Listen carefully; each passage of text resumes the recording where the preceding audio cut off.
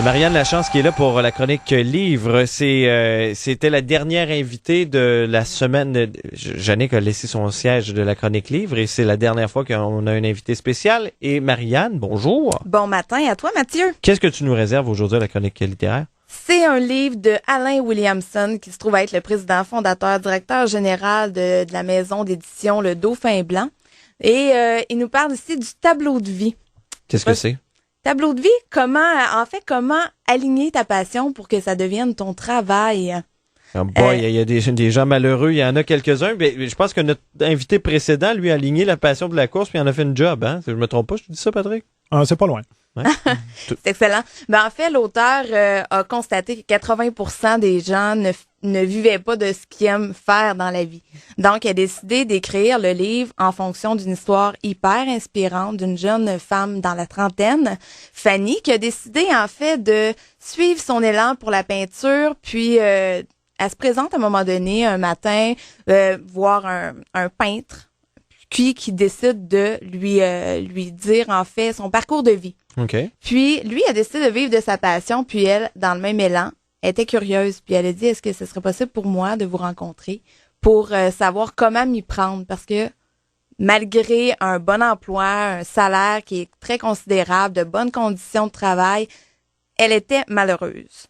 Et lui... Et ça, tu l'as dit, 80%, et son cas est vraiment pas unique, là. Non, 4 sur 5, Mathieu, c'est vraiment considérable. Oui. Mais ça prend beaucoup, on le sait, hein, ça prend beaucoup de courage, il y a des peurs là-dedans et tout ça. Mais l'auteur en tant que tel réussit quand même à nous faire voir 3 conditions vraiment gagnantes pour arriver à le réaliser. Et quelles sont ces conditions-là? Emprunter, évidemment, cette voie-là, puis essayer de la suivre. Mais là, c'est facile à dire comme ça, OK? C'est très facile. Comment s'y prendre? Est-ce que tu as une idée? En fait, je te dirais... Moi, ça, oui, ça va je te pose la question. Est-ce que tu as une idée par rapport à ça? De faire, justement, écoute, si tu as une passion dans la vie, c'est pas si facile que ça, finalement, comme question. Non, hein? J'aime ça. J'ai pas de réponse. OK, comme tout entrepreneur, on te dit souvent, tu sais, il y a un plan d'action à mettre en place. Ouais. Bon, mais c'est la même chose ici. Au départ, faut que tu sois vraiment convaincu. OK? Faut que tu le sentes, faut que tu le... Tu sais, on dit, faut que ça vienne un petit peu, là, faut que ça vienne en dedans de toi. Donc, à ce moment-là, faut que tu trouves les outils. Bon, mais des outils, concrètement, faut que tu te fasses un genre de journal de bord. OK? Okay. Un journal de bord, ça prend des buts dans le temps. Ça prend des actions concrètes pour réaliser, en fait, ce que tu veux faire dans la vie. Puis des fois, tu sais, il y en a qui disent, mais moi, je vais attendre à ma retraite pour faire ce que j'aime dans la vie, puis c'est pas grave, tu sais. Est-ce que tu sais ce que tu réserves ta journée, toi, demain, dans l'heure qui arrive, ou peu importe. Donc, si tu es malheureux à ton travail, moi, je te dis, bouge, puis mets les actions en conséquence. Puis ici, ce qu'il dit, en fait, c'est vraiment d'y aller une étape à la fois, d'y croire, de persévérer, surtout parce que c'est facile de dire OK, non, là finalement mon chum me décourage, ma famille est pas derrière moi, puis finalement j'ai juste des obstacles, j'y arriverai jamais. Non, c'est pas vrai. Puis à chaque petite réussite, il y a moyen de se récompenser aussi pour faire comme j'ai franchi ce pas-là, donc je suis capable d'aller au-devant puis de me défier davantage.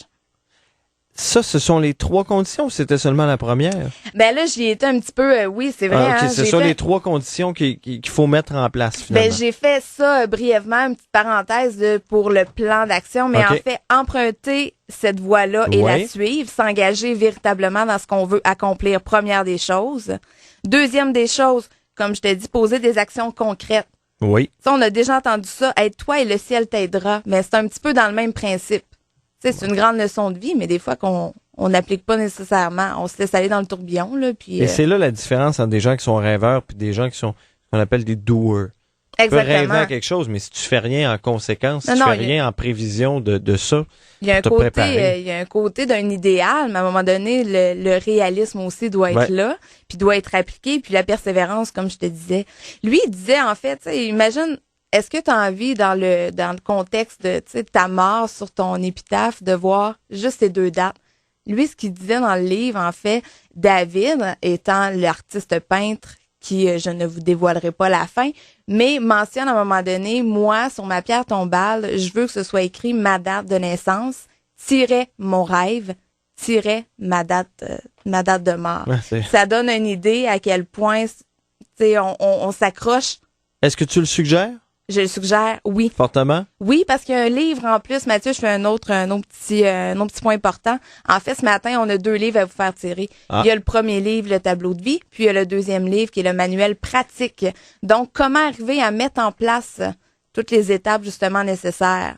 On vous l'offre, c'est le 819-780-1077, 819-780-1077. On le donne les deux à la même personne, j'imagine? On donne les deux à la même personne. Donc, les 2 bouquins au 819-780-1077. Marianne Lachance, merci beaucoup. Ben, merci.